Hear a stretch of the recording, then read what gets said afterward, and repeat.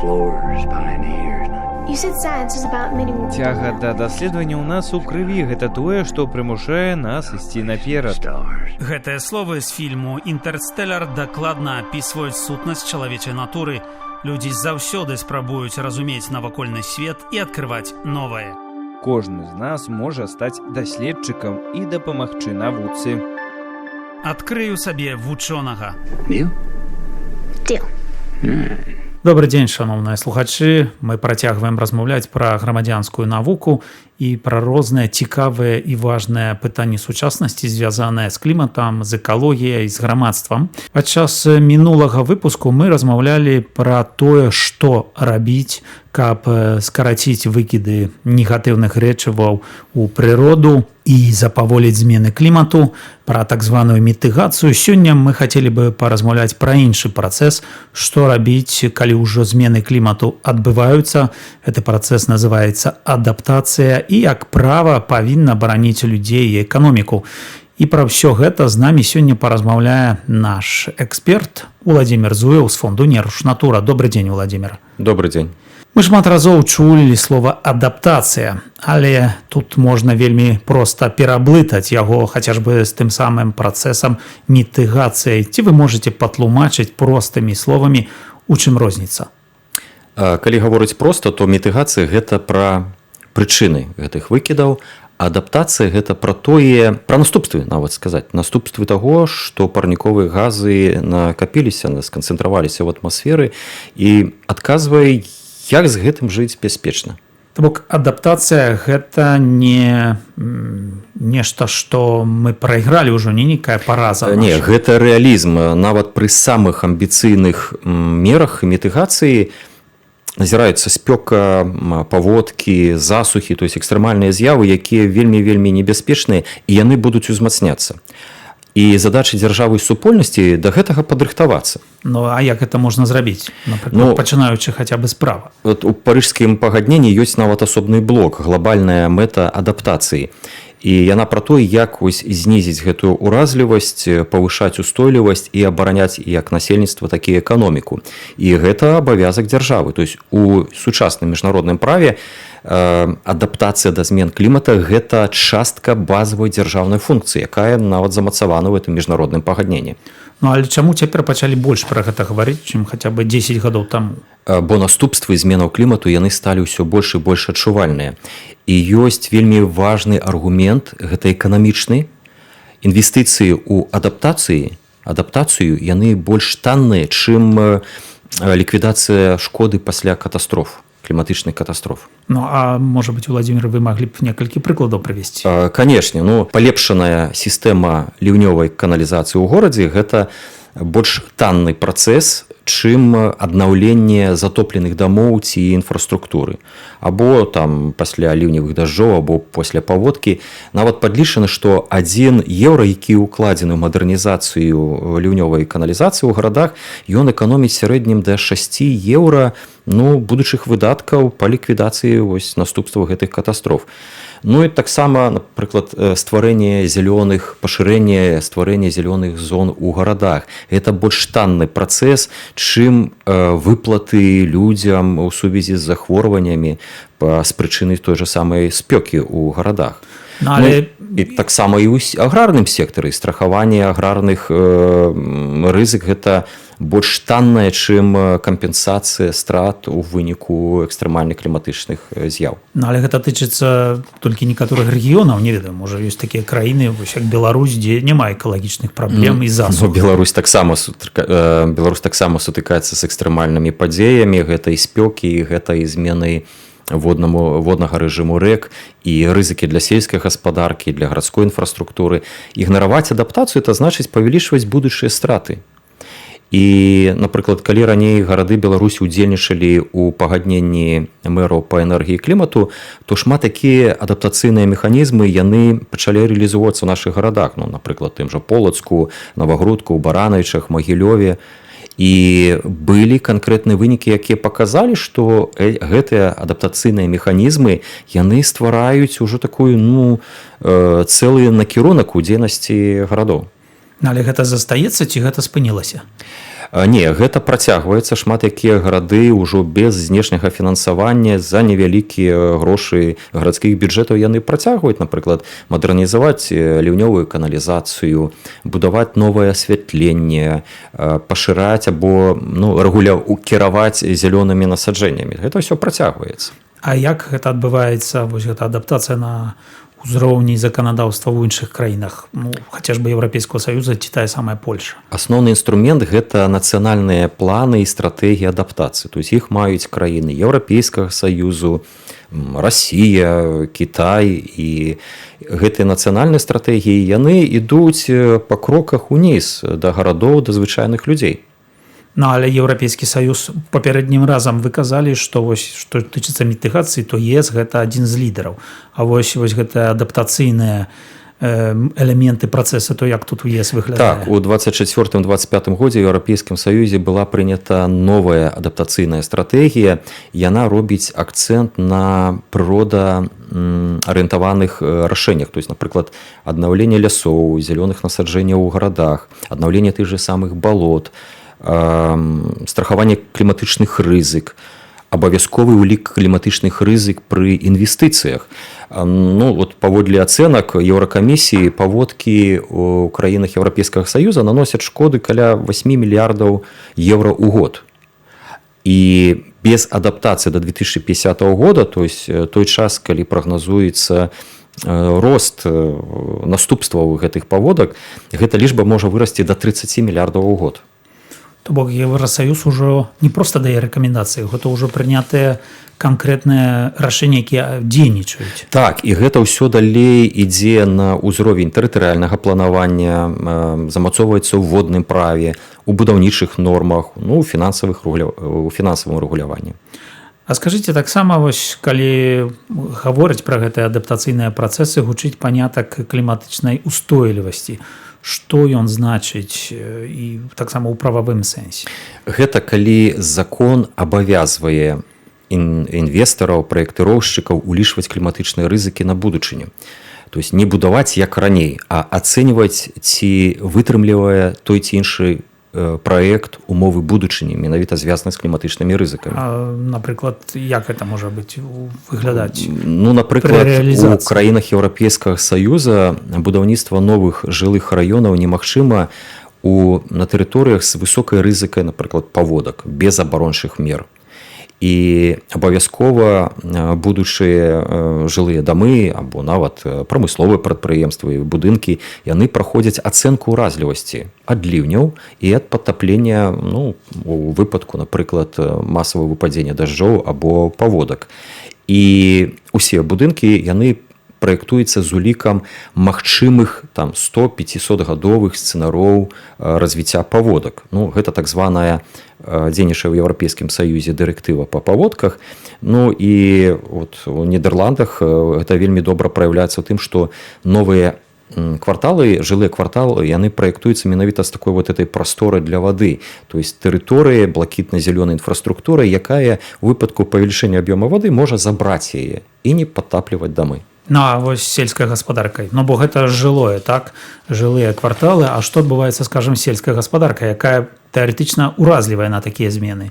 А ў сельскай гаспадаркі размова з гэтай новай стратэгіі ідзе пра страхаванне ўраджаю і новыя правілы водакарыстання ў сельскай гаспадаркі. Таксама, дарэчы, это датычыцца стратэгіі не толькі сельскай гаспадаркі, але і транспартнай інфраструктуры. Напрыклад, усе буйныя транспартныя праекты, якія фінансуюцца з бюджэту Еўрапейскага Саюза, яны павінны ўлічваць сцэнарый павышэння тэмпературы паветра нават на 2 і на 4 градусы па Цельсію. І, напрыклад, аналізаваць рызыкі перанагрэву рэек чыгуначных, ацэньваць рызыку падмывання мастоў пры павелічэнні інтэнсіўнасці ліняў. І навогуле усе інфраструктурныя праекты павінны быць разлічаны на рост частоты экстрэмальных з'яў. І вось паводле ацэнак Еўрапейскай камісіі экстрэмальнае надвор'е ўжо штогод наносіць транспартнай інфраструктуры шкоды дзесьці на 12 мільярдаў еўра. І без адаптацыі гэтыя страты могуць падвоіцца ў бліжэйшыя часы.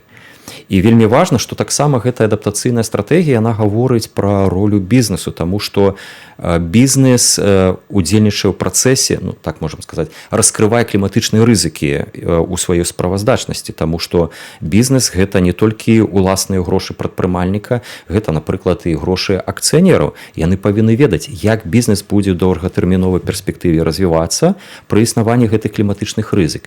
Таму была ўведзена так званая дырэктыва аб абавязковай карпаратыўнай справаздачнасці, якая датычыцца ўстойлівасці. Яна абавязвае ўжо вялікія кампаніі дакладна у Еўрапейскім Саюзе раскрываць свае кліматычныя рызыкі, і яна прымушае кампаніі паказваць, як гэтыя рызыкі могуць уплываць на іх фінансы, на фінансавы стан кампаніі. І гэта робіць адаптацыю не добрай волей, а часткай карпаратыўнага абавязку. Сапраўды бачым, што Еўрапейскі Саюз далёка пайшоў, але скажам, чаму тады вось у такіх краінах і Беларусь ці Расія вось гэтыя кліматычныя пытанні высмейваюцца, і вось гэта зялёная павестка Еўрасаюза высмейваецца, то ці гэта проста на такім узроўні ідэалагічным, а ў практыцы нешта адбываецца падобнае? Як сітуацыя вось на ўсход ад ЕС? У Беларусі няма адзінага плана, нацыянальнага плана адаптацыі, але распрацаваныя асобныя праграмы, адаптацыйныя праграмы ў адносінах да сельскай і лясновай гаспадаркі. І ў адрозненні ад Еўрапейскага Саюза ў Беларусі пры праектаванні інфраструктуры няма абавязковага патрабавання ацэнкі кліматычных рызык. І не патрабуецца, напрыклад, аналіз сцэнароў павышэння тэмпературы або павелічэння інтэнсіўнасці ападкаў. Ну і гэта значыць, што праектуецца новая інфраструктура, яна праектуецца пад клімат мінулага, а не будучыні. Ну і ў гарадах ліўневая каналізацыя, яна, напрыклад, часта разлічана на старыя нормы ападкаў, і няма абавязку ствараць і абнаўляць карты рызык паводак. А чаму на практыцы гэта не працуе?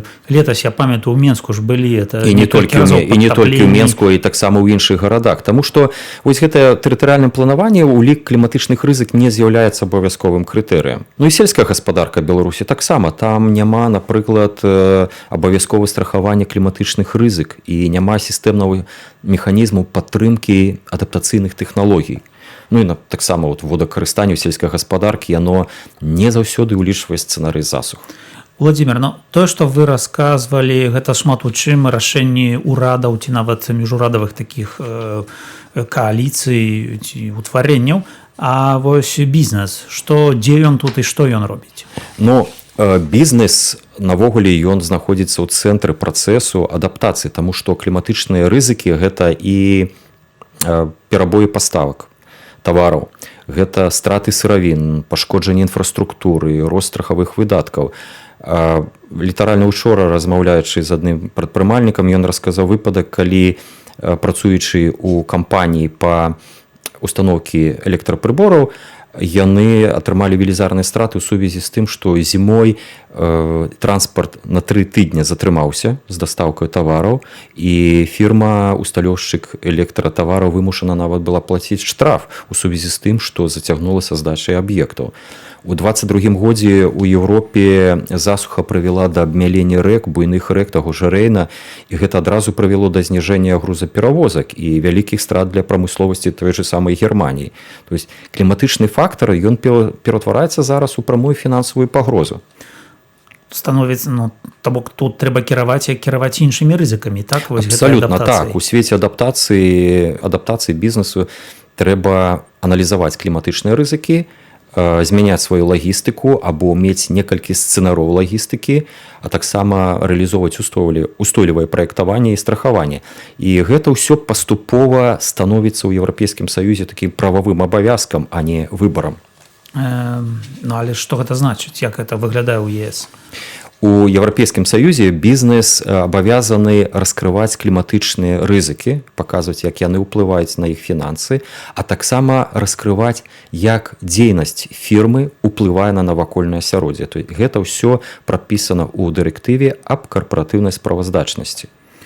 Ну, а што адбываецца ў Беларусі? Там же такога абавязку няма. Так, у Беларусі кліматычная справаздачнасць бізнесу, яна добраахвотная, Але знешнія рынкі і партнёры ўсё часцей і часцей яны патрабуюць ацэнку кліматычных рызык, таму што шмат якія прадпрыемствы Беларусі яны ўбудаваны ў іншыя фінансава-эканамічныя працэсы у той жа самай Еўропе або нават у Расіі, у Кітаі, дзе узрастае патрабаванне да бізнесу. Так што беларускі бізнес усё часцей і часцей будзе сутыкацца з гэтым патрабаваннем праводзіць гэтую двойную ацэнку ўплыву на навакольнае асяроддзе. Але можна сказаць, што гэта фактычна любы бізнес па-за з такім сутыкаецца абавязкам, так? Так, і Еўрапейскі саюз становіцца піянерам вось укаранення гэтага кліматычнага права на ўсім свеце. Ну а што адбываецца, калі адаптацыя не замацаваная права? Тады рашэнні прымаюцца ўжо пасля катастроф, то есть калі ўжо бізнес і грамадзяне нясуць пэўныя страты і выдаткі растуць лавінападобныя. Для Беларусі гэта азначае страты і для дзяржаўнага бюджэту, і для фінансаў прадпрыемстваў, і рост сацыяльных праблем, ну і, канешне, эканамічную нестабільнасць. Владимир, мы паразмаўлялі пра дзяржаўны ўзровень, пра бізнес, а вось што з грамадзянамі? Ці якія тут ёсць ініцыятывы, увогуле, якія працэсы адбываюцца, дзе людзі могуць далучацца і ўдзельнічаць? Дарэчы, роля грамадзян у працэсах адаптацыі і дзейнасці ў межах гэтых стратэгічных праграм па адаптацыі вельмі вялікая, таму што адаптацыя ж гэта не толькі закон і бюджэт. Гэта менавіта дадзеныя, назіранні і лакальныя веды. І больш канкрэтна што? Ну, напрыклад, фіксацыя лакальных падтапленняў пасля ліўняў. Гэта могуць рабіць звычайныя жыхары гарадоў, перадаючы інфармацыю ў сервісы грамадзянскай навукі, або вымярэнне тэмпературы ў розных раёнах горада, каб зразумець, дзе найбольш моцны эфект гарадскога вось гэтага перагрэву, або назіранне за ўзроўнямі рэк у малых рэках. Ну, гэта ўсё грамадзянская навука, і гэта аснова для разумення рэальных рызык. Ці можна сказаць, што грамадзяне могуць дапамагаць пры стварэнні такіх вось мап кліматычных рызык? Так, і асабліва там, дзе дзяржава не вядзе сістэмны маніторынг або не абнаўляе нормы. То есть сабраныя супольнасцю дадзеныя, яны могуць паказаць, што новы раён, жылы раён будуецца ў зоне рэгулярнага падтаплення, або што ў горадзе не хапае зялёных зон для зніжэння тэмпературы. І такія мапы сапраўды яны ўжо становяцца, калі не для інвестараў у жылым будаўніцтве, то для пакупніком вельмі добрым такім індыкатарам, дзе купляць кватэры, а дзе не купляць. Бок яна выкарыстоўваецца і неяк уплывае на канкрэтнае рашэнне? Так, то есть калі ёсць дакументалізаваныя дадзеныя на сервісах, то з'яўляецца падстава і для грамадскіх зваротаў, і для ўдзелу ў абмеркаваннях, і нават для ініцыяцыі зменаў у гарадскім планаванні. А ў сельскай гаспадарцы? Таксама і сельская гаспадарка, таму што назіранне за засухамі, ураджайнасцю, зменамі сезонаў, яны могуць дапамагаць ацэньваць рызыкі і планаваць новыя падыходы па прымяненню новых нейкіх тэхналагічных рашэнняў. І гэта вельмі важна як для фермераў, так і для мясцовых супольнасцяў. Ці вы сутыкаліся вось гэты падыход знізу ўверх? Наколькі гэта інфармацыя потым выкарыстоўваецца і ўвогуле наколькі заўважаюць то, што робяць грамадзяне? Ну, па-першае, і самі грамадзяне улічваюць гэтыя кліматычныя змены. Напрыклад, шмат хто валодае зямельнымі участкамі, дзе вырошчвае для сябе тыя ж самыя лецішчы, гародніну, зелень. І разумеючы вось гэтыя кліматычныя змены, можна лёгка адаптаваць свой участак, то есть або змяніць гатункі раслін, або самі расліны, або прымяняць нейкія новыя падыходы. Ну і навогуле я лічу, што без удзелу грамадзян цяжка пабудаваць сапраўдную кліматычную ўстойлівасць, таму што людзі, як гавораць, людзі на месцах, яны бачаць першымі наступствы і могуць першымі сігналізаваць пра гэтыя рызыкі. І тут якраз вось гэта праяўляецца месца грамадзянскай навукі. Сёння мы паразмаўлялі пра адаптацыю да кліматычных зменаў, да таго, што адбываецца з кліматам, і як зазначае наш эксперт, людзі могуць першымі гэта заўважаць і сігналізаваць, і таму заклікаем памятаць пра вось гэтую такую актыўную ролю грамадзян, гараджан ці жыхароў сельскіх мясцовасцяў у сігналізацыі кліматычных зменаў, таму што удзел людзей робіць сапраўды супольнасць і дзяржавы мацнейшай у іх рэакцыі на кліматычныя змены. А пра ўсё гэта мы размаўлялі з нашым экспертам Владимиром Зуевым.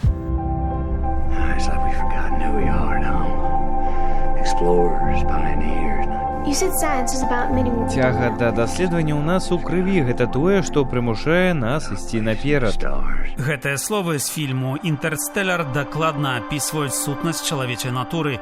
Людзі заўсёды спрабуюць разумець навакольны свет і адкрываць новае. Кожны з нас можа стаць даследчыкам і дапамагчы навуцы. Адкрыю сабе вучонага.